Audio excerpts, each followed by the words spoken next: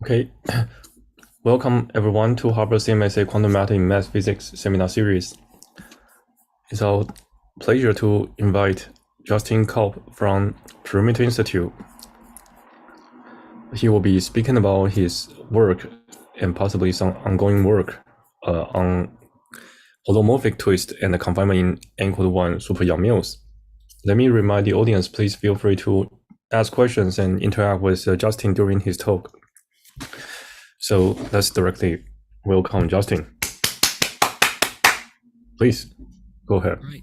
Yeah, so thanks, Juven, for the invitation to speak. It's nice to talk here again at CMSA. It's been a source of like good talks, especially on all the overlap between high energy physics and condensed matter and pure math. And so today I'm going to be talking about some some work that a large group of us have been thinking about here, so at least 6 people. So my collaborators include Kasia Budzik and Matthew Yu, which are 2 PI PhD students, my supervisor, Davide Jingxiang Wu, who is a postdoc now at Oxford, former PI PhD student, and Brian Williams, a former PhD student of Kevin Costello, but who is now an assistant professor at Boston. And the work is going to be based around 3 papers, roughly speaking, so one of which is already out, and that's about Feynman diagrams and Feynman integrals in twisted field theories. And also this paper has some Mathematica code available online to play with if people want to check it out. The second paper, which will be the bulk of today's talk, should hopefully be out in the next month or 2. And this is focusing on explicit computations in twisted quantum field theories with an eye towards a particular example of n=1 super Young mills, which I'll hopefully talk about at the end. And then the third paper, which is somewhere down the road, will focus on more general formalism, more so than today's talk. And I will quote some results from this paper, but otherwise I'm going to just black box most of the results from there. And also I will make all of these slides available online after the talk, so if people do watch on YouTube, you can find the slides online somewhere.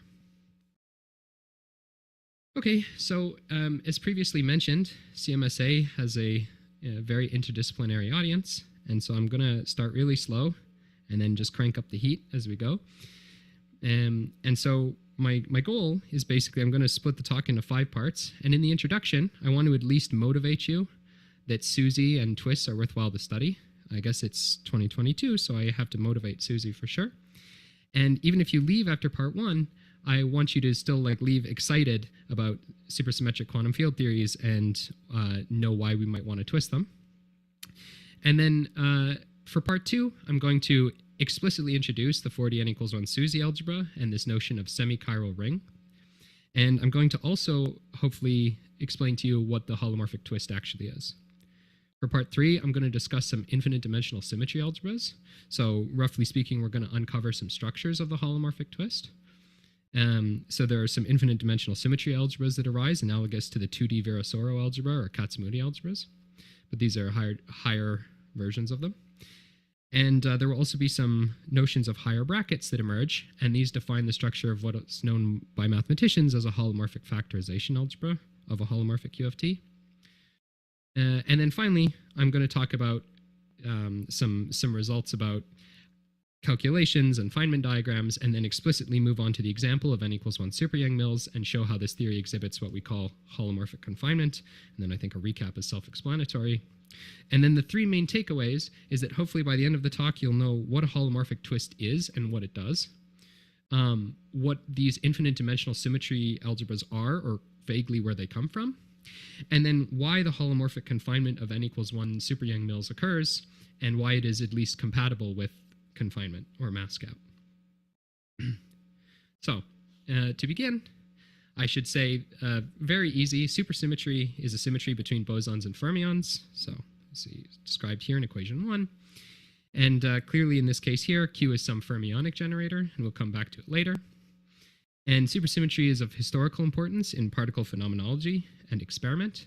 So for example, this includes the Coleman-Mandula theorem, applications to the hierarchy problem, or dark matter. So the Coleman-Mandula theorem, for example, says that spacetime and internal symmetries can only be combined in a direct product. And this, roughly speaking, restricts any naive attempt to unify internal symmetries like standard model gauge group with GR in into some big mother gauge group, if you will.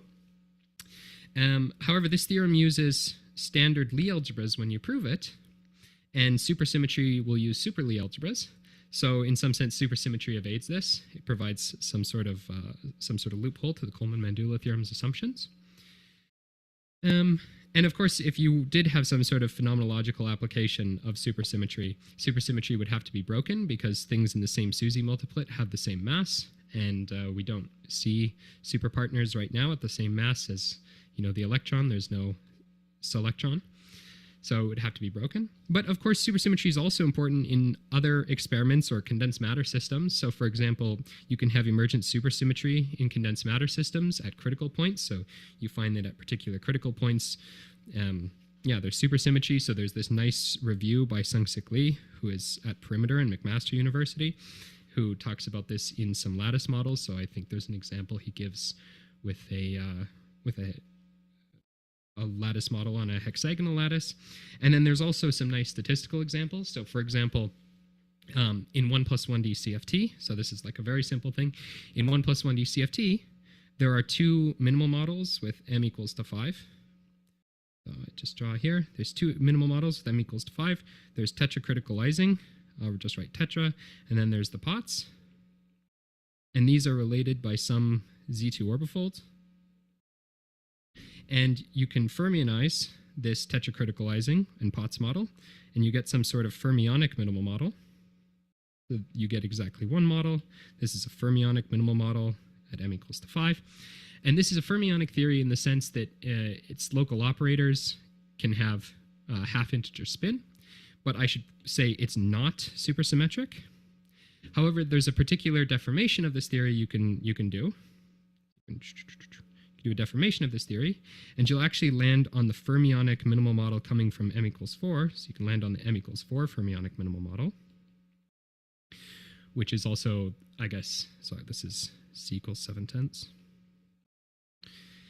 And if you do that, you actually find that this theory has n equals 1, 1 supersymmetry.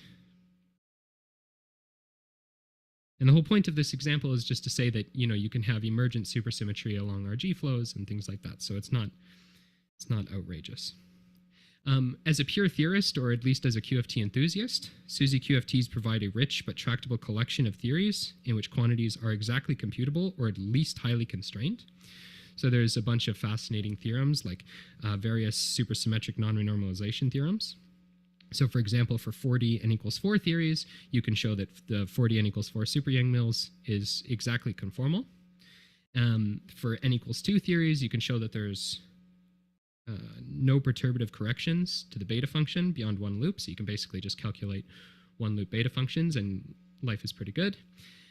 And then there are also equivalent statements for n equals 1 theories. And then there are also statements for theories in other dimensions like 3D, etc. You can just go on Wikipedia and you can check them out. They also have a bunch of fascinating features, basically various forms of electric-magnetic duality. So there's an exact form of electric-magnetic duality in 4D n equals 4, where you can take 4D n equals 4 with some gauge group and some coupling, alpha, say, and then you find that it's dual to some other theory with some Langlands dual group. You can, again, just go on Wikipedia and look up what the Langlands dual group is. And it has the inverse coupling, so it's some sort of strong-weak duality. There's the manifestation in n equals 2, which is known as Seiberg-Witten theory. And then there's also Seiberg duality in n equals 1 theories, where two different gauge theories have the same non-trivial IR, and we'll, roughly speaking, we'll come back to that a little bit later. So supersymmetry isn't just great because it exists on its own, but supersymmetric QFTs can also tell us about the real world. So this can be directly, if there is some sort of phenomenological application, or by studying SUSY breaking. So there's a great review that came out recently by Dine and Yu, talking about what things we could learn about real QCD by SUSY breaking in supersymmetric QCD. And since this is this is a quantum matter seminar, I should say that there's at least one interesting problem in studying these things is characterizing phases of gauge theories. So SUSY gauge theories give us sort of tractable take-home lessons about various phases of gauge theories. Like they tell us that the phases of gauge theories depend on more than just the beta function. It's very specific to what gauge group you have, what matter, and what interactions you have. So for example, if you have super QCD with, so n equals 1 super QCD with NC colors and NF fundamental flavors, then we can, well, Seiberg and some others, Seiberg and Schilgater and others, have basically told us what happens when you have all sorts of different values of NF relative to NC. And this can tell us about which properties of, the real world, NF equals NC equals 3, are generic. So for example, if you take, let me see, got a pencil. So if you take NF equals to 0, that's just super Yang-Mills. So it just has a massless gauge boson and an adjoint spinner called gluino, and they're together, they form a supermultiplet. And this theory exhibits both confinement and chiral symmetry breaking. If you have NF between 0 and NC, then you get some sort of region with no stable vacua. So let's see, I'll draw it in. So this is super Yang-Mills, lives down here. This is the bad region. All right, 0 NF NC. You find that, in particular, if you have NF is equal to NC, so that's this tiny region here, that you have confinement and chiral symmetry breaking. But you find that if you have NF is equal to NC plus 1, that's this little region here, you have confinement with no chiral symmetry breaking. So already supersymmetry tells us that things like confinement and chiral symmetry breaking are independent concepts, which maybe you wouldn't have thought if you only ever thought about NF equals NC equals 3. And then there's some other results. So for example, if you have, where am I, NC plus 1, so this is the region NC plus 2 less than NF, less than equal to NF, less than or equal to 3 over 2 NC. This is some phase that is strongly coupled in the IR, but it has some sort of dual degrees of freedom. Or maybe I should use a different color. It has some sort of dual magnetic degrees of freedom, which are weakly coupled. There's also a phase here. Let's see, what color am I going to use for that? Maybe I'll circle it in red. There's also a phase here. So in this phase here, you have strong coupling in the IR, but the beta function hits a 0 at a finite value of the coupling. And so you find that there's actually some strongly coupled interacting IR CFT. And then this theory has both an electric description. So if you started originally with, oh, sorry, I should also tell you what this region is. This region, I guess, so I know this is 3NC. This is greater than 3NC. So this must be 3/2 NC less than NF less than 3NC. So in this region here, you have some sort of electric description where you have an SUNC gauge theory with NF flavors, but then there is also an alternative magnetic description that has a different gauge group and the same number of flavors. So there's sort of two electric magnetic description, dual descriptions of the same theory. And then finally in this thing here, you have free electric phase. So it's just IR free in the original electric variables. So in some sense, these two are related, and this creature is where they're kind of overlapping. Anyway, if that was all just a bunch of random jargon, that's totally fine. And also if that was maybe, if you can't see exactly why this is immediately, that's totally okay too, because all of this was, again, a whole bunch of works by Seiberg and a bunch of other people, and so it's not something you should just immediately be able to see. But the point is that you can tell there's a whole bunch of interesting phenomena that show up right away in just studying super QCD. And then, of course, finally, I should say that insights from supersymmetry tell us about pure mathematics. So, for example, there's work by connecting supersymmetric quantum mechanics and Morse theory by Witten, and there's various connections to index theorems, all from like the 80s and 90s. Okay, so hopefully I've motivated vaguely why you might be interested in supersymmetry, but let me also tell you why you might be interested in twists. So, sort of the tractability of supersymmetric quantum field theories comes, at least in part, from the existence of various protected quantities. So these quantities can be invariant under deformation of the coupling constant, and they can also be computable in different duality frames. And since there are various strong weak dualities, this is a good probe for non-perturbative physics. So some examples include F-terms and chiral operators. These are protected by 2 of the 4 supercharges. So the F terms are basically interesting because all the renormalizable couplings are F terms, essentially. And chiral operators constrain the space of supersymmetric vacua. So chiral operators form this thing called the chiral ring. So a chiral operator, say, is one that's killed by all the supersymmetry charges of one chirality. So something like this. And so the chiral ring is basically equivalence classes of operators with the same VEV in a SUSY vacua. And that's why understanding the chiral ring tells you about the space of supersymmetric vacua. Actually, what we're going to be doing today is we're going to be talking about some sort of semi-chiral ring. So rather than just being killed by supersymmetry charges, so with the same chirality, we're going to kind of look at operators that are killed by just one SUSY charge. And then in classical calculation, well, when I say classical, I mean in historical calculations dealing with the chiral ring, typically what people do is they'll compute the classical chiral ring, and then they'll see how this is modified by quantum mechanical effects. So for example, there can be various anomalies that deform your classical chiral ring. And so again, that's vaguely what we're going to be doing today. I'm going to be looking at sort of a classical collection of semi-chiral operators and then how those change when you add quantum effects. And then finally, there's another example is the supersymmetric index. So the supersymmetric index counts local operators in your theory with signs. And this is an important quantity. It's, again, some sort of protected quantity that's invariant under deformations. Although in this case, it's invariant under RG flow. So it's a good thing if you want to match dualities or whatever you want to do. And roughly speaking, it's interesting in 4D, the supersymmetric index is basically turns into a counting problem. So you're just going to count local gauge invariant operators built from your fields. It's actually very nice that way in 4D. In 5D, you have complications, or maybe it's a benefit. In 5D, it also counts things like instantons.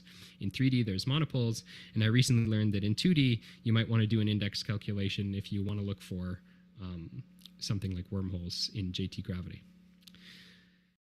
So, okay, there's various protected quantities, and what twisting does is twisting basically isolates these protected quantities. As we'll see, like one of our examples of protected quantities are chiral operators. I said we're going to study semi-chiral operators, something slightly more general, and twisting will basically isolate exactly those semi-chiral operators. The twist is also very interesting because it's completely mathematically rigorous. So you can work in BV-BRST formalism. It turns everything into a cohomology problem, and then you can unleash an army of mathematicians to work on problems.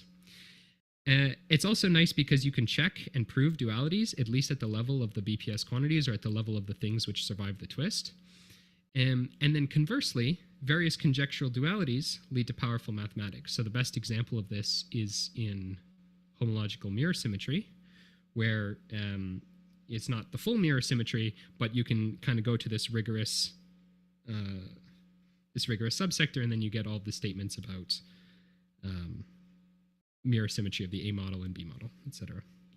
So it's been very profitable for mathematicians, and mathematicians can also tell you things about physics, conversely. Justin. Yes.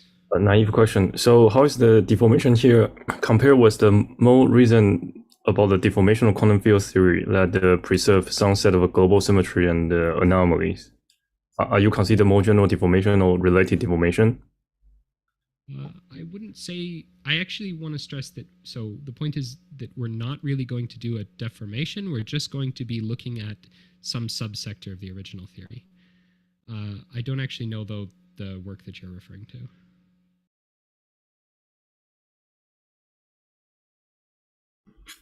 Yeah, I mean, there's one of the, you mentioned deformation of the theory somewhere, right? Here.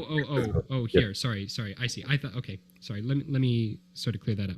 What I mean to say is that twisting is not a deformation, but yes, okay, I see what you're saying. Yes, there are various protected quantities which are invariant under deformation. However, I don't know what the work you're referring to is, so I still can't answer your question. Can you elaborate, or? Yeah, just maybe in the context when Nati Saibal was speaking on this in the String 2019 conference, he mentioned that different quantum field theory maybe relates to each other by some phase transition, and through possibly bring down some high energy sectors, and but the whole system, the whole theory, preserve the same global symmetry and anomalies. In a sense, there could be some parent theory with the same set of symmetry and the anomalies, but they have a different realization of a different quantum field theories as a different type of phases. And so in some sense, just label the quantum field theory as a deformation class or related to this cobordism class by symmetry G or generalized symmetry and its anomalies of the symmetry G. Right. I mean, I don't remember what Seiberg was talking about, but I mean, maybe he was also alluding to something like Seiberg duality, where you have in the UV some gauge theory with gauge group G and some matter content, and then some gauge theory with gauge group G prime, and then they can both flow to the same IR fixed point, so the same IR. But these theories, so these are different. Oh, that's a bad color there. These theories have different gauge groups, but they should still have the same global symmetries in the UV and the same anomalies, because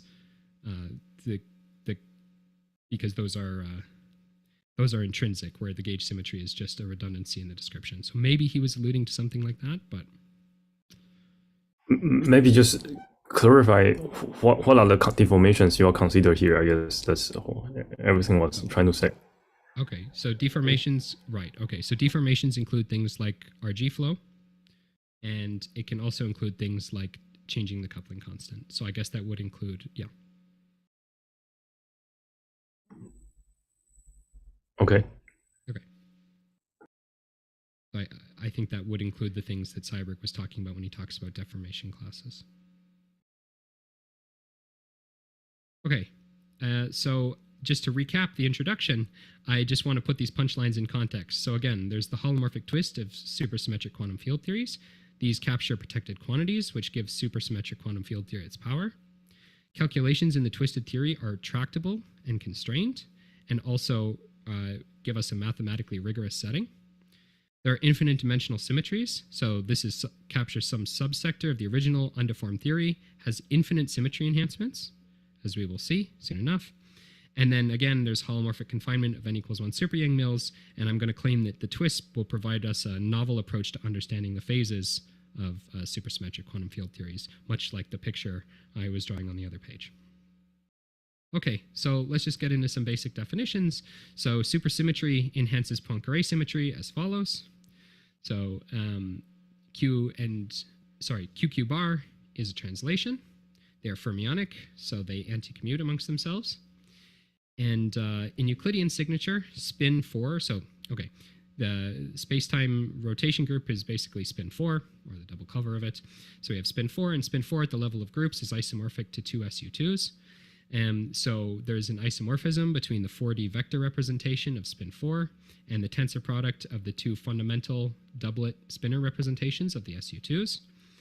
It's standard to basically denote them with Greek indices when you're working in this two-component notation with alpha and alpha dot on the alpha on these components and alpha dot on the barred components. And so alpha and alpha dot, these Greek letters, they should run from 1 to 2. These capital indices refer to these index extended supersymmetry.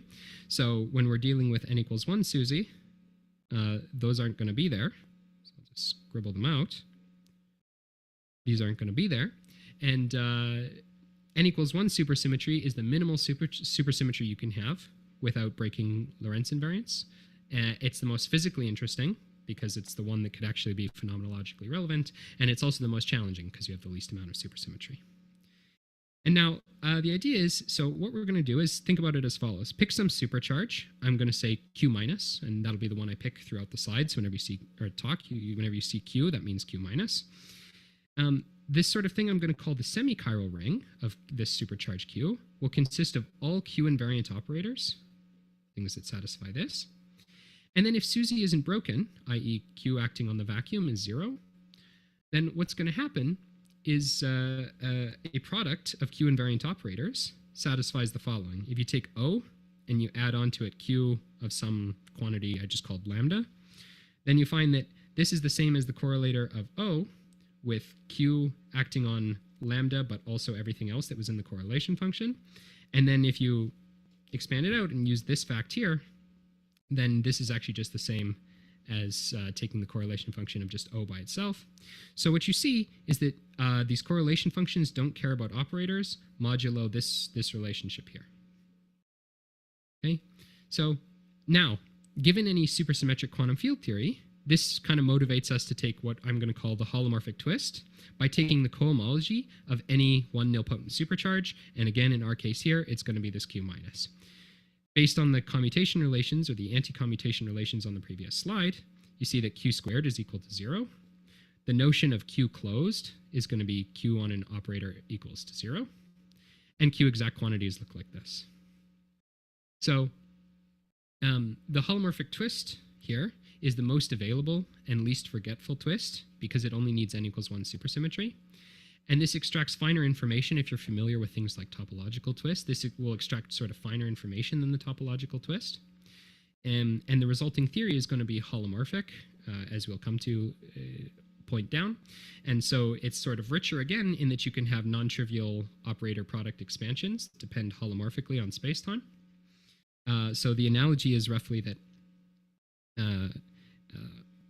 it's if you're familiar with topological twists, it's roughly speaking, it's the holomorphic twist is richer than the topological twist in as much as that 2D CFT is richer than 2D TFT.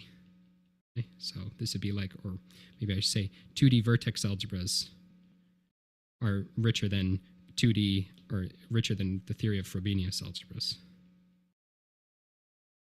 Okay, so, okay, I keep calling it the holomorphic twist, so I should just explain briefly what I mean. So anti-holomorphic translations are Q-exact. This is based on this relationship here. Indeed, you can see basically the translations that become Q-exact on the nose are, if I'm using Q minus, P minus beta dot. So there's two of them. And these define us a set of anti-holomorphic directions. And so anti-holomorphic translations are Q-exact. And then the twisted theory is holomorphic, at least cohomologically. So again, if you're only working in cohomology, things don't care about the Q-exact quantities, and these quantities are Q-exact. That's the statement there. Right. So this also breaks. So we have a particular choice of Q that we've made, and different choices of Q. Oh, there's a question maybe.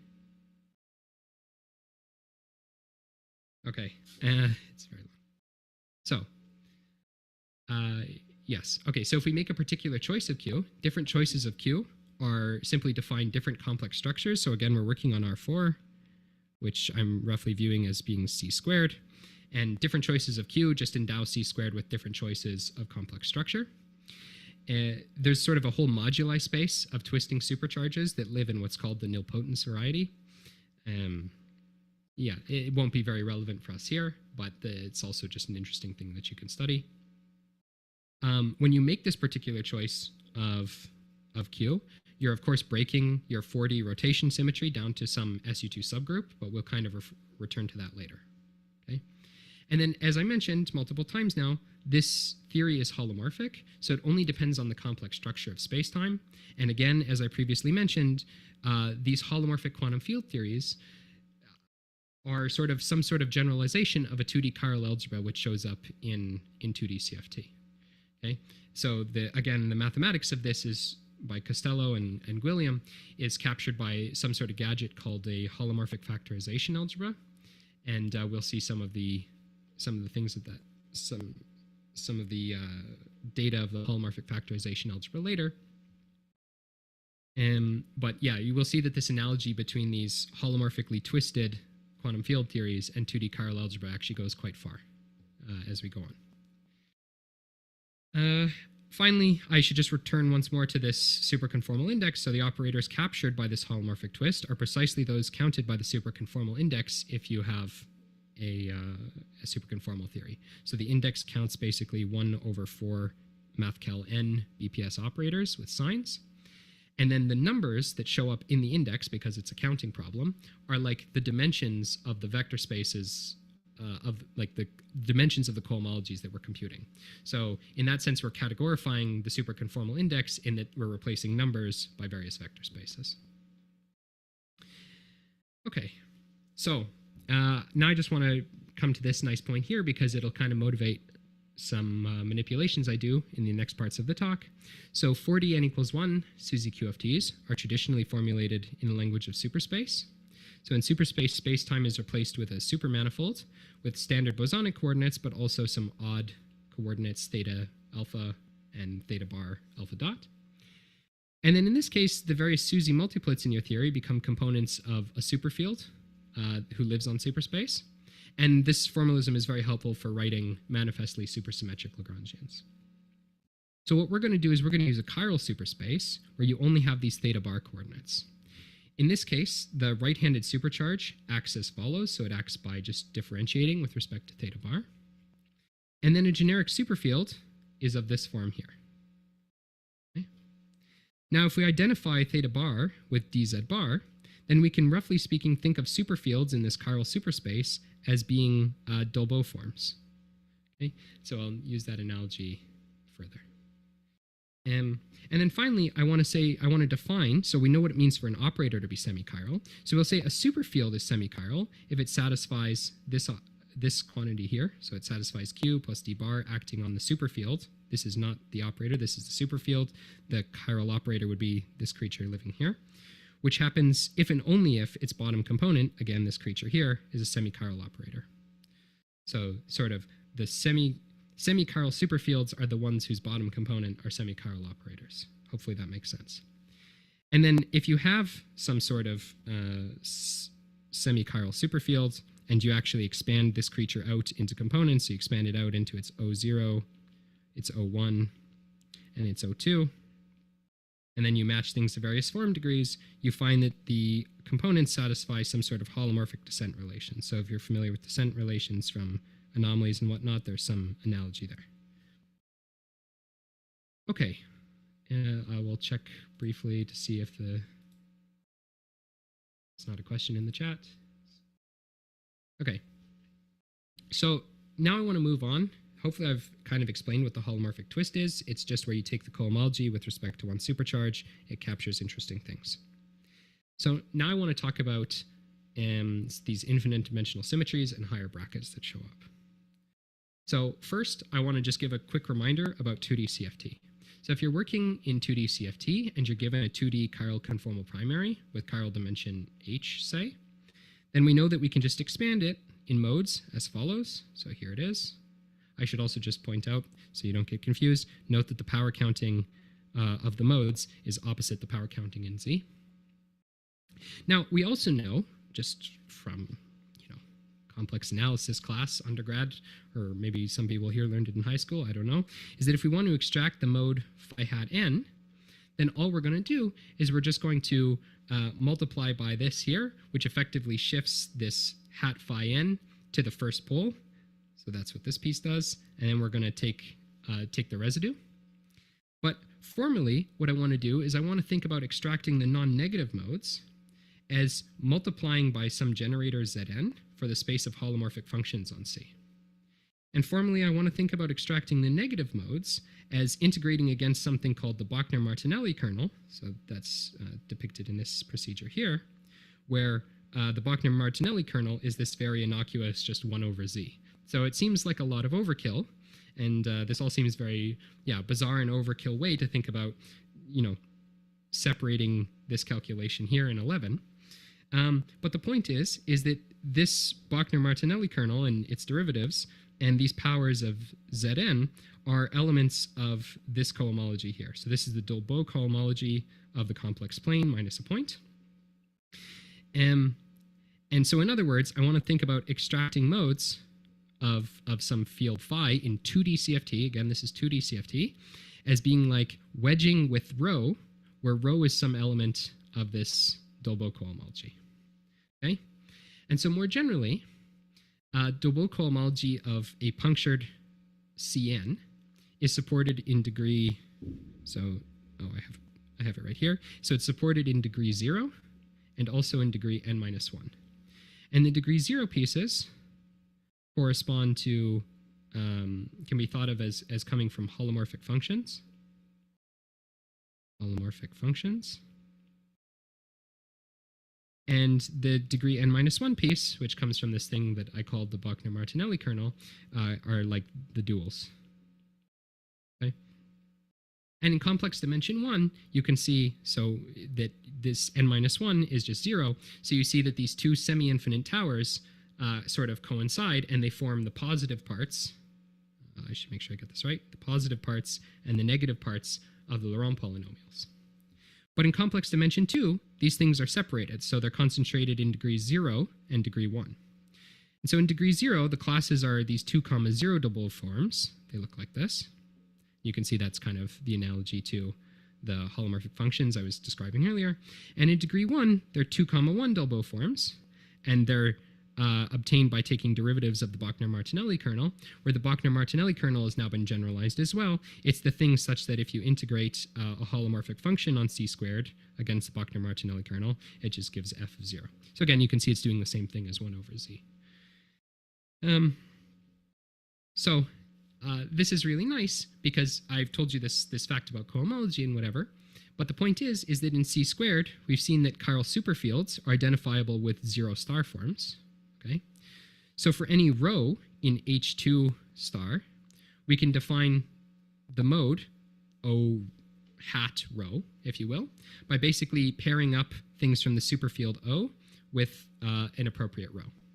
So for example, there were things in degree 0. So let's see. Okay, let me write this out. So I have 2, 2, 2, 1, 2, 0. So these are the cohomologies. There's nothing living in this 2, 2. So these are, again, things of the form H2 dot. And then the fields themselves, there's a 0, 0 component. That's where the semi-chiral operator lives. And then there's its first holomorphic descendant and its second holomorphic descendant. And then the idea is we're going to take one of these holomorphic descendants and we're going to wedge it with some row from living in here. Okay? And that's going to produce the various modes. So the degree 0 classes give an analog of non-negative modes in a 2D VOA, but now we're working in 4D. And the degree 1 classes give an analog of negative modes of a vertex algebra. Okay? And I should again point out that this hinges very crucially on the existence of these holomorphic descendants. This is not something that you need in, or even could use in the 1+1D 2D chiral context, but in the higher context, it's not just, it's necessary. Yeah, so it's necessary. And the fact that we're going to get basically infinite towers of modes is exactly what's going to give us these infinite dimensional symmetry enhancements analogous to Virasoro and Kac-Moody. Let's see, what are some... So I should point out that I've defined it like this. So if we deform this integration contour, you can see here I'm integrating around a ball in S3. And if we vary this row, so these rows are elements of a cohomology, so if we vary this row by some exact amount, then this mode operator varies by a Q exact amount, so it's well defined. And similarly, if we deform this contour here, then again, this is just going to change by some exact amount. So it's all well defined. Okay. And you can think about this exactly like, you know, you're free to deform the little circle contours that you draw in 2D CFT. So yeah, you get these infinite dimensional symmetry enhancements, and they'll be coming from the modes of the holomorphic piece of the physical stress tensor. Okay. Now, it's usually at this part when I'm talking about this that somebody asks me about this paper by Beam, Lemos, etc., a whole bunch of authors here, on 2D chiral algebras coming from 4D n equals 2 theories. So roughly speaking, what these authors do is they show that there's some way to attach a 2D chiral algebra to a 4D n equals 2 superconformal field theory. And then what they show is that correlation functions of the 2D chiral algebra, compute correlation function or correlators in some protected sector of a 4D n equals 2 SCFT. Okay? And I want to point out that that is not what we're doing. So first of all, again, these twists that we're taking only require n equals 1 SUSY, not n equals 2. So we only require n equals 1 SUSY. Okay. If you do holomorphically twist in n equals 2 theory, and then you do a particular deformation, one of just many particular deformations of the higher Virasoro that emerges, then you'll obtain the results here. But it's complicated, and it would just be easier to read various papers by Williams and Saberi on that. Williams, Saberi, I guess the names are in opposite order. So by Saberi and Williams on that. Second, I should point out again that these symmetries that we have don't pick out a preferred plane, a preferred kind of direction. So again, they're dealing with 2D, kind of very intrinsically 2D things, and we're dealing with intrinsically 4D things. And then finally, I should point out, so let's see, ours is intrinsically 4D. I'll just write 4D.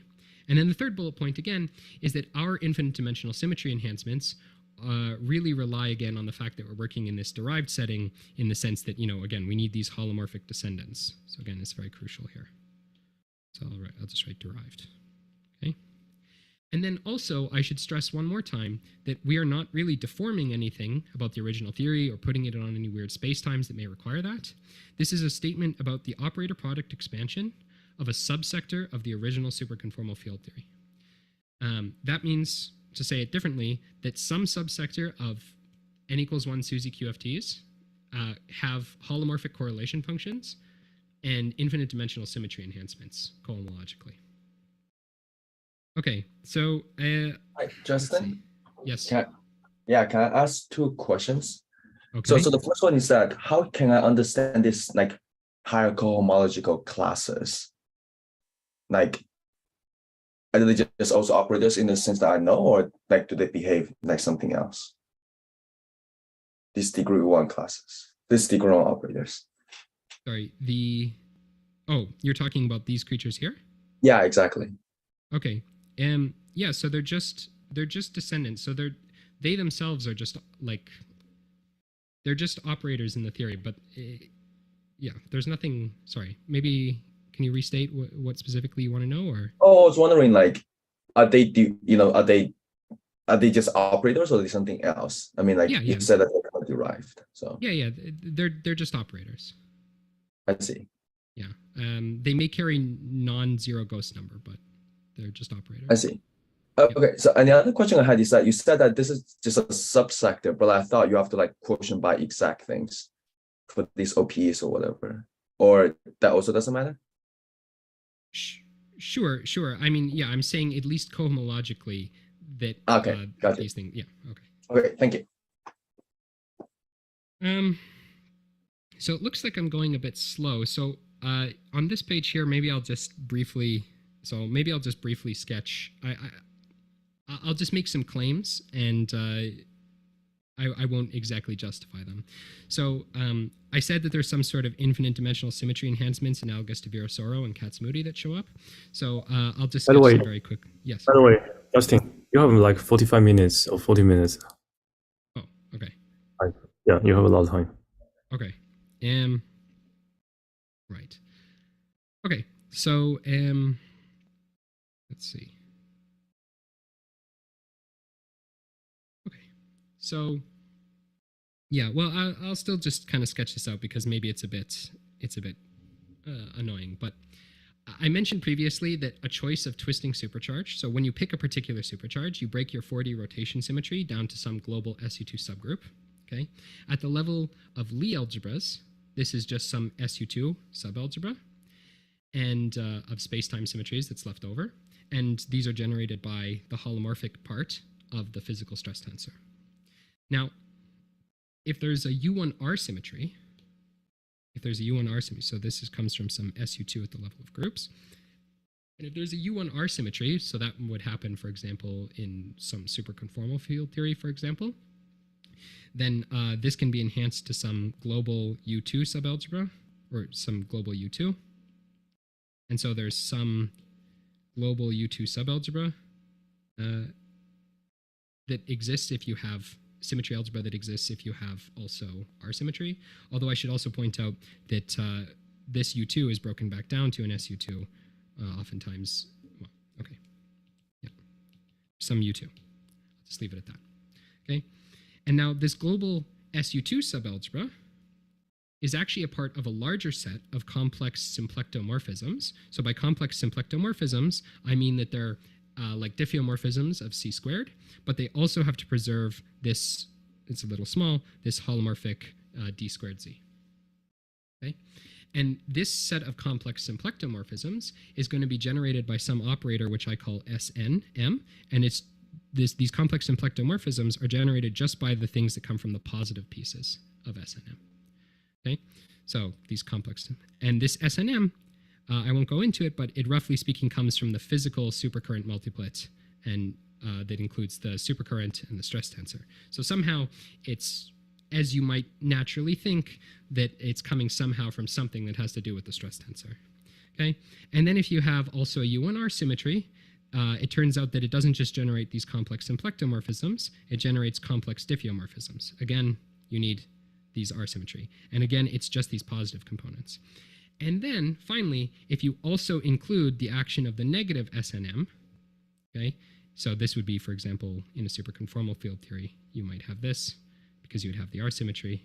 And if you also include these negative SNM, then this is what people are calling the higher Virasoro analog. And then there's also an equivalent story for Kac-Moody that you could tell. Okay, but it's the whole point of this slide is just to say something like the global SU2 are coming from something that has to do with the physical stress tensor, but also it generates a little bit more, and that little bit more is kind of analogous to Virasoro. You know, these infinite dimensional symmetry enhancements, again, are coming from something from the stress tensor, and they form something that eventually builds into this higher Virasoro. So hopefully that was schematically clear, but the details may be a bit fuzzy.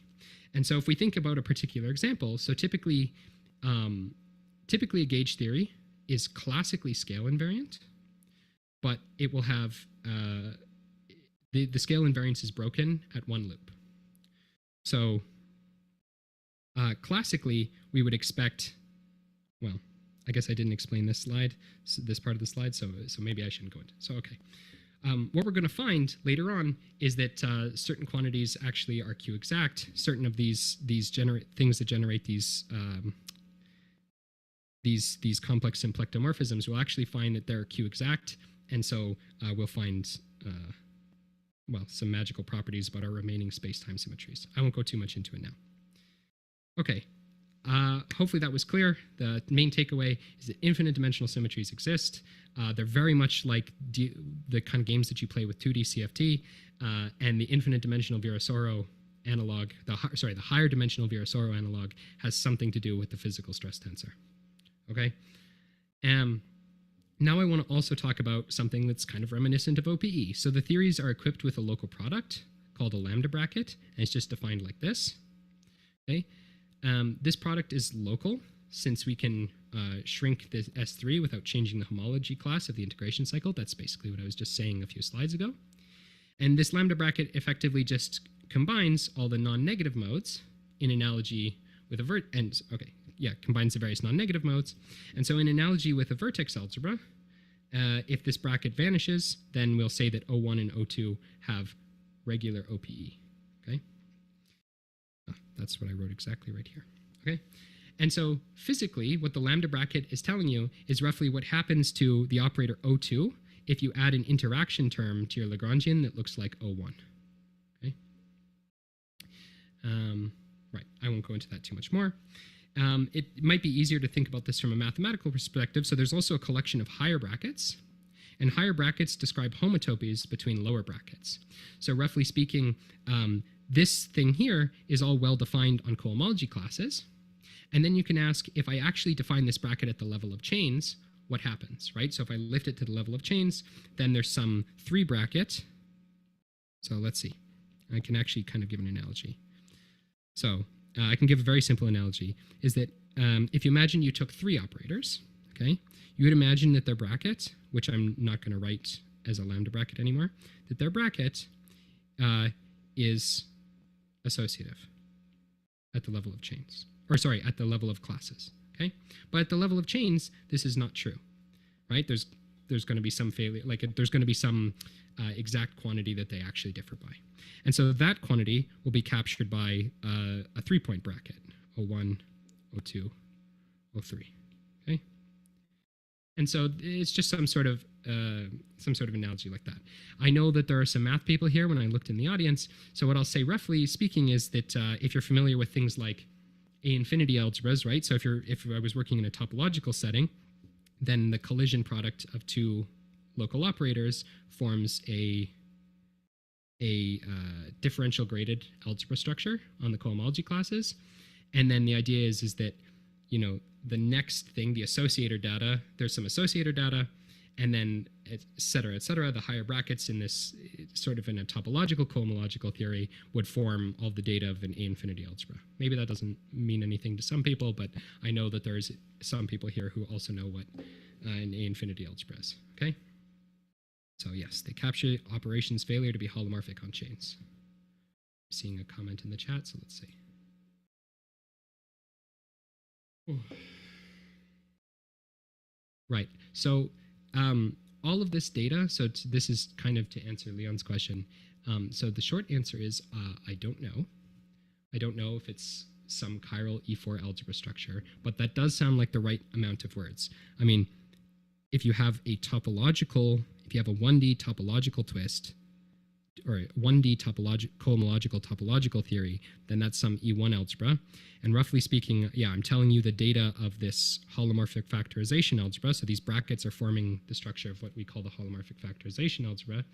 And yeah, there's some holomorphic analog of these structures, but I don't know what the name for it would be. So chiral E4 sounds great, but maybe not. Thanks, Leon. Okay. So hopefully that was mostly intelligible. And then I want to just kind of speed through some results about cohomology and this holomorphic confinement, sort of the main punchline. So again, to summarize, we know what a holomorphic twist is. We know what infinite dimensional symmetry algebras are, or where they vaguely come from. We know that these holomorphic twists have now the structure of a holomorphic factorization algebra, which includes some brackets, okay? Don't need to go into too much detail about the brackets. And now I just want to tell you about some results. I'm going to flash them kind of fast, and then I want to look at sort of a particular really surprising result about n equals 1 superiognals. Okay, so given any theory, right, what we're going to do is we're going to start with the free cohomology, V, and then in this case, the sort of things that form the cohomology are going to be gauge invariant polynomials, aka words, in fields and derivatives, letters, right? And then what we find is that in the interacting quantum theory, so what we're going to, well, actually, I say we find, but actually what we're going to do is we're going to obtain the cohomology that describes the interacting quantum theory from the underlying free classical theory by taking the cohomology with respect to yet another operator. So this is this bold Q here, okay? And bold Q is the sum of these QNs, and very roughly speaking, these QNs are going to come from n-loop Feynman diagrams, okay? So this process is basically we're taking this free cohomology. This is like a practical calculation. We take a free cohomology, so we just enumerate these things, and that gives us some collection of cohomologies with various things living in various degrees. And then we're basically just going to correct it and just, you know, chop things out of the cohomology. We're gonna filter things out first by adding the interactions, and then one loop corrections, then two loop corrections, etc. Okay, mathematically, I guess this goes by the name homotopy transfer, but yeah, I don't know if I want to go too much into that. And I should say that if you're familiar with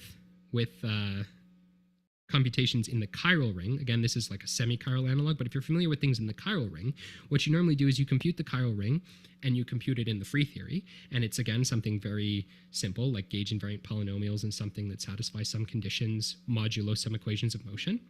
And then there are various anomalies. So there's an example of the Kanishi anomaly. Oh, I should also write. So this is described very well in a paper of Cachazo, Michael Douglas, Seiberg, and Witten. Then you find, for example, that there can be various anomalies, like supersymmetric anomalies, like the so-called Kanishi anomaly.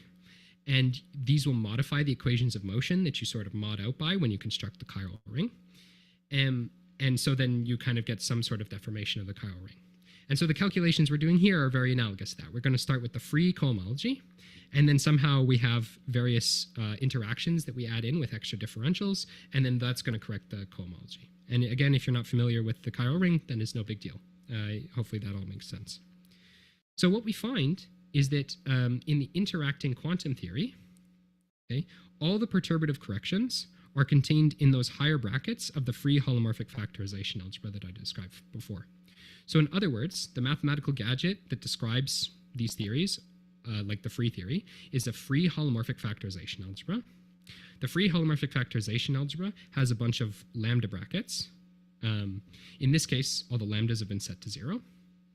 Okay? And a deformation of the free theory by the operator I will correct the differential from Q to some bold Q, and it'll correct it in this way, at least in perturbation theory, right? So you can, yeah. And the word deformation is pretty acceptable here, because if you're familiar with things like Mark-Cartan equation, then this is like literally just a Mark-Cartan equation for this higher algebraic gadget. Okay. Now, I told you that these Qn are computed by n-loop Feynman diagrams.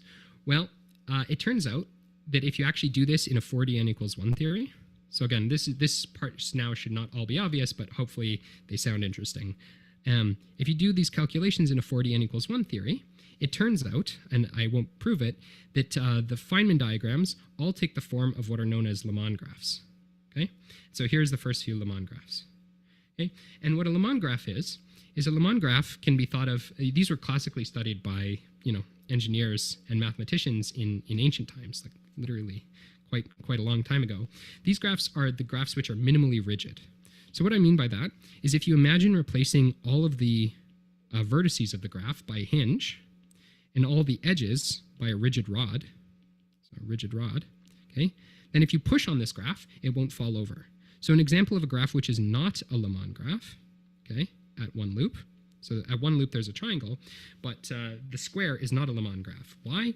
Because if I imagine making it out of rigid rods and hinges, and I imagine pushing on the thing, then it would just tumble over, right? It would just whoosh, collapse.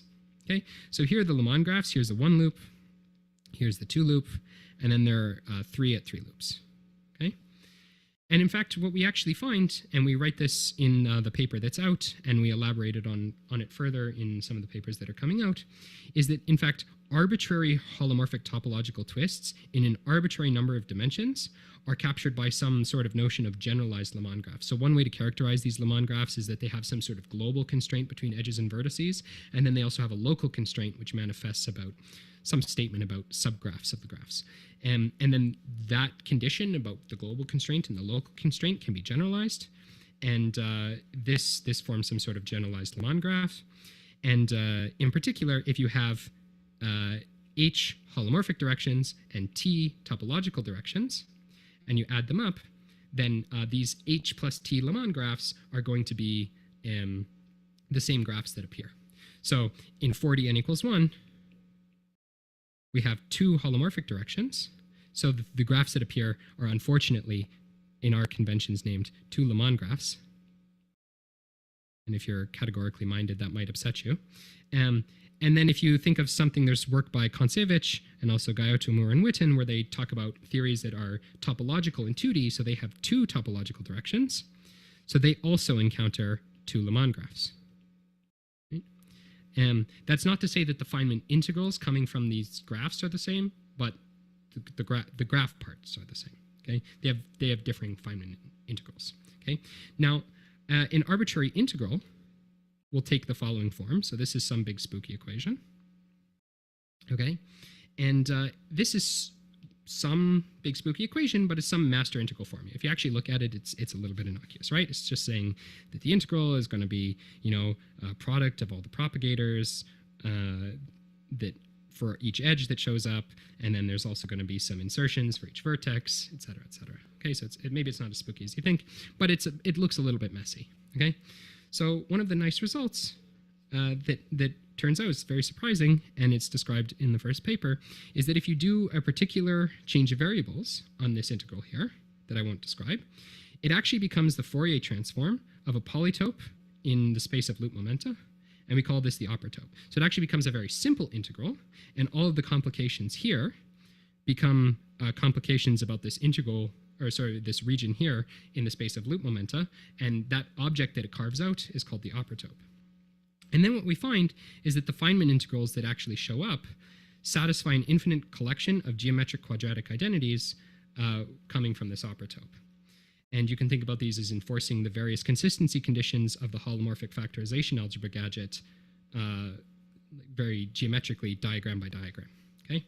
But the nice part for physicists, so if that kind of, you tuned out about all the stuff about graphs and everything, the nice part for physicists is what this means is that we can actually bootstrap all the Feynman integrals from these various identities. So if you compute the one loop graph, and then you're interested in knowing what the two loop Feynman integral is, well, there's some quadratic identity which comes from the operatope, which relates the two loop integral to various one loop integrals, like various conditions on one loop integrals. And then so you can just feed that one loop integral into this quadratic identity, and it turns out to be totally sufficient to bootstrap this two loop integral. Similarly, if you're interested in computing this three loop integral, turns out it can be determined in terms of these two loop integrals. And so again, you can just feed it in and you can compute a three loop Feynman diagram. And that's what we do in this paper. Okay, so that was just a bunch of blah to say that in principle you can obtain these QN. Yeah. I'm not sure I follow what's the discussion here. So how is this Feynman graph calculation which theory? And what are those vertex? What are the lines? You have a fermions. Are they boson operators? Yeah. And for example, is that related to maybe some more familiar discussion like a QCD sum rule by SVZ, that type of things? Like what's the purpose for doing this? I'm lost. Yeah. So these are Feynman graphs and Feynman integrals that show up in any 4D n equals 1, or any holomorphic twist of a 4D n equals 1 theory, okay? So there's Feynman graphs and Feynman integrals, and those are theory independent. And then there's theory dependent data, which involves all the combinatorial data. So what do I mean by that? I mean, it doesn't really matter what theory you're studying. Like pretend we're doing regular quantum field theory. It doesn't really matter. What's the vertex? What's the vertex and what's the lines correspond to in those Feynman graphs? Just make sure. It depends what theory you're studying, but in 4D n equals 1, the propagator is going to contract some, as we'll see, some B and C. But what I want to just say is that I'm actually telling you about Feynman integrals. Feynman integrals are theory independent. So it doesn't matter if you're working in 4D, right? If you're doing some 4D quantum field theory, ignore all the stuff I was talking about just now. At the end of the day, you're going to want to know what is the Feynman integral that corresponds to the box diagram, okay? It doesn't matter if you're doing QED, like QED with fermions, like regular QED, or if you're doing scalar QED. At the end of the day, you're going to want to know what is the Feynman integral that corresponds to a box, right? Because box diagrams show up in both scalar QED and normal QED. And I'm telling you that there are various Feynman diagrams that show up in all 4D n equals 1 twisted theories. And the Feynman integrals, analogous again to the sort of box integral, which will turn into some gamma functions or whatever, can be computed. Okay, and then I'm going to dress it. You can dress these things with the various combinatorial data you have. So then, where you interpret the propagator as being like contracting a B and a C if you're working in a BC system or something. Does that sort of make sense? Like again, the QED example, I hope. But you are considered supersymmetric theory, SUSY theory, right? Or here, even here, is that right? I'm considering SUSY, supersymmetric. I'm considering the integrals that show up in the in twists of supersymmetric quantum field theories. Yes.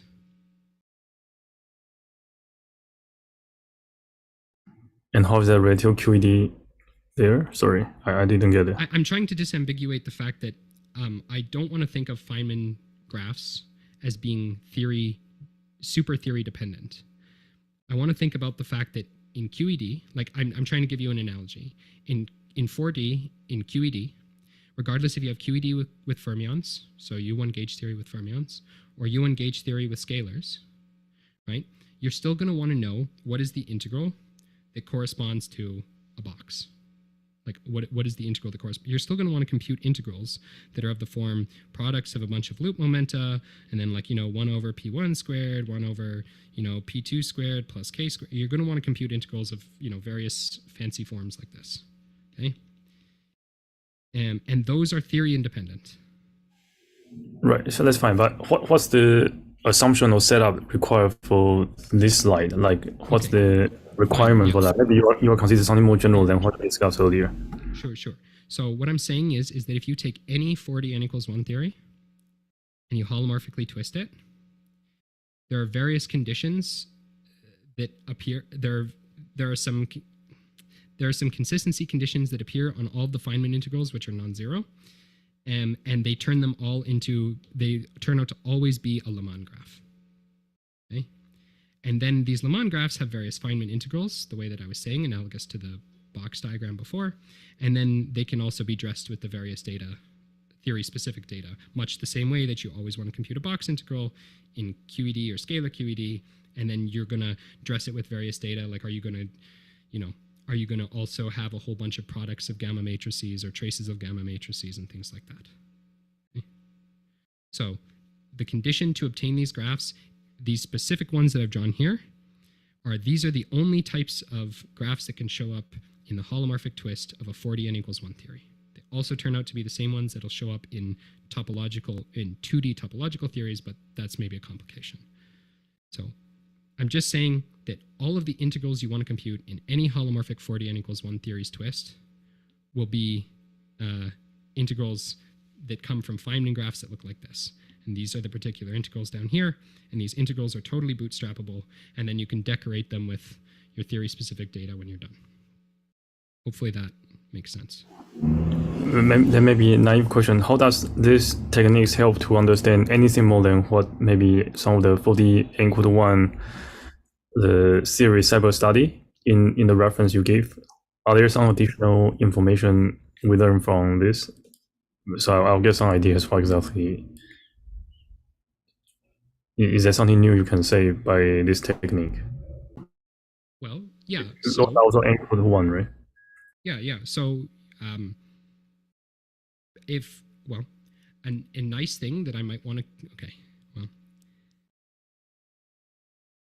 I risk maybe, so maybe I've done a poor job here. So I risk going over the whole talk again. So in supersymmetric gauge theories, there are interesting quantities that you might want to compute. These include things like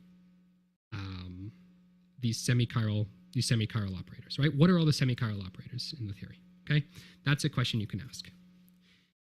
In the free theory, you can enumerate these as gauge invariant polynomials and fields and derivatives. That's what I'm saying, right? And then what I'm saying is that if you want to know in the interacting theory, what are all these operators? What is this semi-chiral collection of operators that you have? That you'll need to, there's going to be corrections, right? There's going to be quantum mechanical corrections. The things that are semi-chiral are going to change when you turn on interactions. When you turn on the interactions, the corrections are quantified by Feynman diagrams. These are the Feynman diagrams that show up.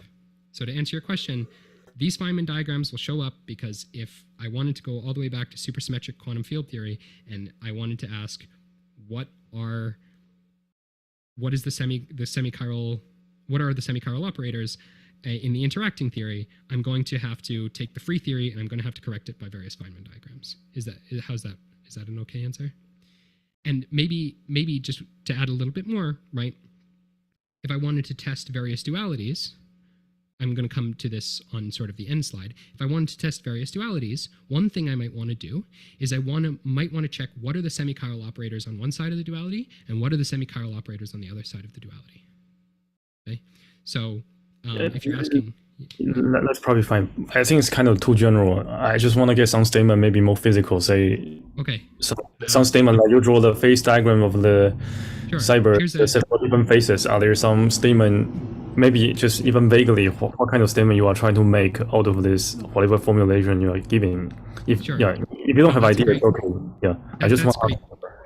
That's a great question, Jovan. So how would I explain this particular example of n equals 1 super Yang-Mills, and then we'll see if there's still, okay. So in particular, one of the things that we can compute, so I was talking Yeah, so maybe it was a bit hard to follow because I was talking about very vague general things on the previous slides. So I want to talk about this particular example in my remaining time of n equals 1 super Yang-Mills. So n equals 1 super Yang-Mills, as I mentioned, is an SUN gauge theory with an adjoint fermion. It's obviously massless here, and the adjoint fermion is in the same rep as it's in the same supermultiplet with this, so this is a massless adjoint fermion. Okay, this is its Lagrangian in standard superfield notation, and this tau here is the complexified coupling constant. Okay. Now we can take the holomorphic twist of this theory, and there is rigorous theorems that say that the twist can be identified. So that turns into some cohomology problem. Okay, so a whole bunch of it's some cohomology problem. There's chains and everything flying around. Okay, and then there's a rigorous theorem by these authors that say that this twist of this n equals 1 super Yang-Mills can be identified with a holomorphic BC system, okay, whose fields are bosonic superfields B, and there's a fermionic superfield C, whose Lagrangian is this.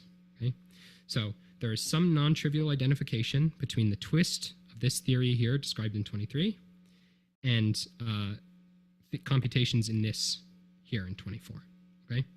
So don't worry, Jovan, we'll get to a punchline. The third punchline of the talk is coming up. Okay, so the free cohomology is, like I mentioned before, just going to be gauge invariant polynomials in the fields and their derivatives, right? And this is gauge invariant. Okay, this theory has some stress tensor, S alpha. Okay, and the derivative of the stress tensor is just this quantity here. So actually, if I just scribble it out, if you're familiar with BC systems like in 2D CFT, right, this hopefully looks somewhat like a stress tensor of a BC system. And then the derivative of it is just this. Okay, now what we find in this particular example of n equals 1 super Yang-Mills is that, remember that the stress tensor generated, the physical stress tensor generated all the remaining SU2 global symmetries. Amongst other things, also the positive modes generated these complex symplectomorphisms, but it also generated this remaining SU2 global symmetries. And what we find is that if you add the one loop corrections, so you can do this tree level, the free calculation here, and then you can go all the way up, you can add interactions, and then you can add these one loop corrections. Once you add these, we find that in fact this derivative here is Q exact. So this is what I just said. This derivative of the stress tensor generates, among other things, all the remaining space-time symmetries. Remember that this comes from the stress tensor of the physical theory. What we find is that once you add one loop corrections, right, that this derivative of the stress tensor, which generates these extra space-time symmetries, becomes Q exact. If it's Q exact, then that means local operators are invariant under the remaining space-time transformations. This is just like the way that if the momentum operators were Q exact, it meant that the theory was independent of those directions. Then because this thing generates the remaining space-time symmetries, the fact that it's Q exact at one loop and it also doesn't get destroyed at higher loops means that the theory becomes topological once you add one loop corrections. Okay. So this is sort of maybe the physical punchline here for you, Jovan, is that being topological is compatible with confinement because I'm saying we're topological in the UV. Okay, so what am I saying? I drew this picture here. So here's super Yang-Mills in the UV. It has a mass gap, okay? So you know that in the IR, it flows to something topological, okay? If you take the holomorphic twist of something topological, it's not going to magically gain dependence on space-time, right? So you know that the holomorphic twist of the IR of super Yang-Mills is topological, right? But what I'm saying is that if you already perform this holomorphic twist in the UV, you would expect here that you would obtain something topological, or sorry, holomorphic, but actually it turns out that you obtain something topological, okay? So let me summarize that again just very briefly because I feel like I said it a little wrong, is that down here, topological. Why? Because this theory is gapped. So down here is topological. This is the physical theory. Okay. If you holomorphically twist a topological theory, you're going to get something topological, but already in the UV, you find that the holomorphic twist provides a topological theory. This is what we call holomorphic confinement. okay? Because it seems like somehow, perhaps you have some sort of novel UV manifestation of the fact that this theory is gapped, okay? This is compatible with sort of this diagram here, right? Because you know that if it's already, if it's topological down here and you see this topological up here, of course this is compatible because, you know, this topological theory in the UV holomorphic twist is going to, of course, just land on a topological theory down here. But of course, pretend you didn't know what it flowed to down here. This statement would also be interesting because it strongly constrains what the Super-Yang-Mills flows to in the IR, okay? Because Super-Yang-Mills is this physical theory here defined in the UV, and if I already know that it's got this holomorphic twist is actually topological in the UV, then that means that whatever it flows to down here has also got to be topological, again, by the same logic I used before. I'm just telling you the logic again in reverse, okay? So the physical statement is that all of this cohomology stuff tells us that you can take the holomorphic twist of n equals 1 Super-Yang-Mills, you can compute the free cohomology of an equivalent theory, you can correct it by its one-loop Feynman diagrams, and then you find that quantities that generate space-time symmetries become Q-exact. Because they're Q-exact, you find that the twist is topological, and this constrains the physics of the IR of the original theory. Okay, and we also do some large N calculations and link it to twisted holography, but I won't go into that. So, yeah, hopefully that was more physical. So let me just conclude. SUSY QFTs are toy models for real-world physics, or also possibly they are real-world physics. Their tractability comes from the existence of various protected quantities. These quantities are isolated by the twist, and that twist is performed by taking the cohomology of one supercharge. The operators that survive are those that contribute to the superconformal index if your theory was conformal. This twist is not a deformation. It is a statement about a particular subsector of the original theory. Okay? And these subsectors have infinite dimensional symmetry enhancements analogous to Virasoro and Kac-Moody. They have Feynman diagrams, which are completely bootstrappable. And in the particular example of n equals 1 Super-Yang-Mills, we have what is perhaps a novel UV manifestation of confinement. Okay? And some open problems would be, of course, to not just talk about supersymmetric Yang-Mills, but talk about super QCD. So these theories will have some flavor symmetries, which will then turn into some enhanced Kac-Moody symmetries.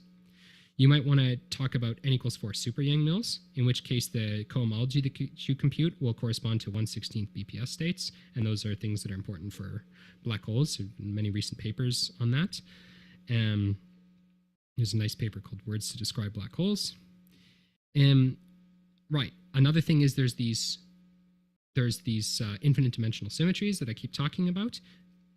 The character theory of these things has not really been worked out. So it would be nice to know, for example, if the superconformal index it's basically the partition function of these twisted theories.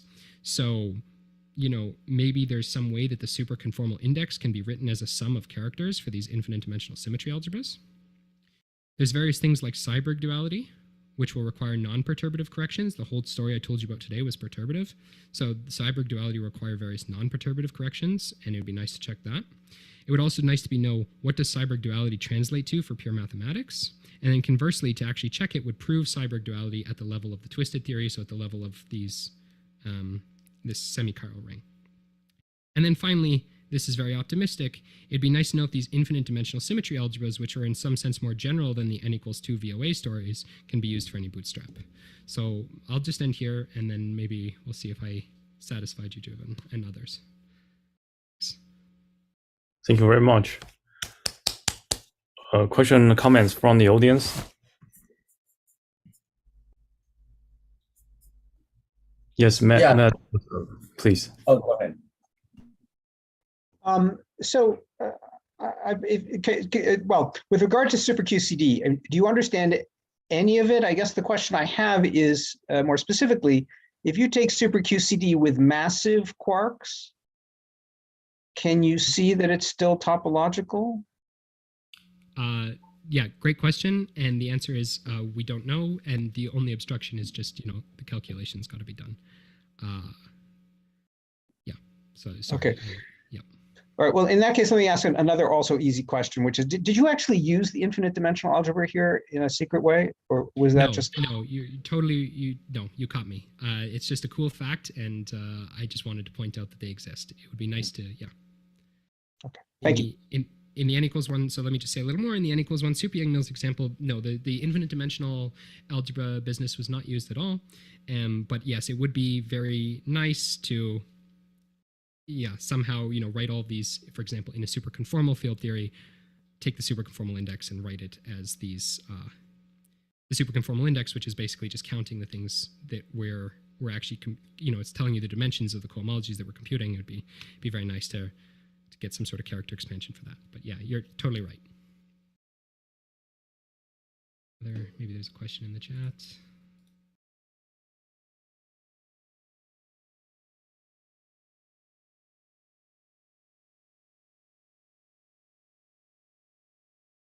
So the question is, does your confinement argument in the UV depend on the space-time you put the theory on? So every calculation we're doing is just on c squared. I'm unsure of how the cohomology changes if you change the manifold space-time. Yeah, again, the answer is I don't know. Sorry, Eduardo.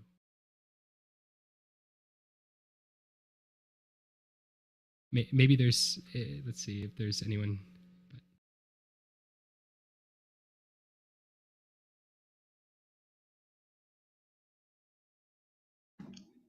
Their questions, comments, concerns.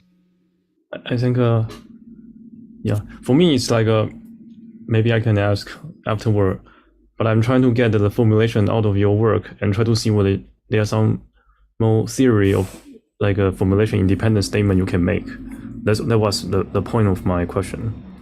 Forget about the formulation. What is statement you can make about the physics theory you care, supersymmetry or not? It's not easy for me to. Yeah, so I think the main physics statement, the coolest physics statement, is probably the most surprising physics statement, is this thing about holomorphic confinement. It's the statement that if you confine these theories that are topological already in the UV, then you strongly constrain their RG flows, or you gain a lot of information about their RG flows. So that's a physical statement.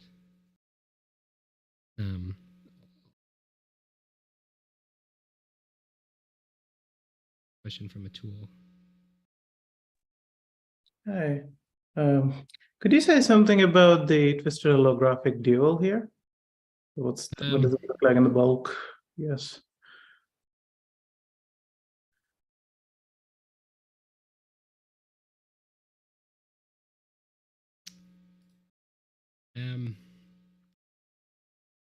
Yeah, I don't know. I think it's some B model, but I honestly.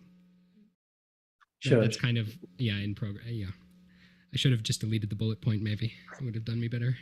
But I was just curious what the back reactor geometry looks like. Is it the same as in the for the n equals 2 case, the original case in Costello and Gaiotto? Okay, look, Davide is right there. The theory lives Oh, on okay. B-branes wrapping C2 and C3. Sorry, Atul. Wrapping C2 and C3. Okay, cool. That's different. Thanks.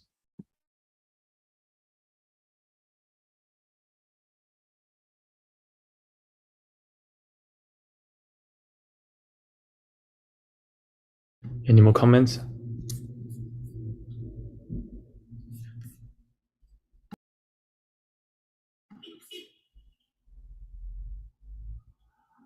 Yeah, if not, we should thank Justin for the wonderful seminar. Thank you very much. Yeah, thank you, Jordan. Thank you very much.